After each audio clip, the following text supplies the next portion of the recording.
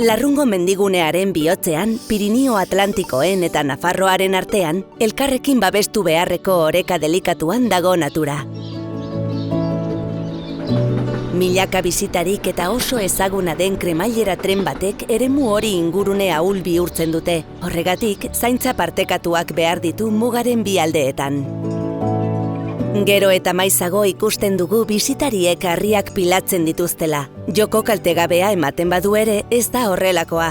Harri pilaketa hoiek ez dute inongo eginkizunik betetzen eta gailurretan eta bidezidorretan ugaritzen direnez, ingurumena, paisaia eta ondarea aldatzen dituzte.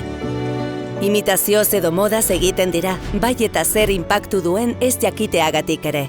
Harriak mugitzeak mikrohabitatak suntsitzen ditu, flora eta fauna kaltetu, higadura bizkortu eta lurzorua degradatu. Halaber, paisaia hutsaltzen du eta esperientzia naturalari balioa kentzen dio.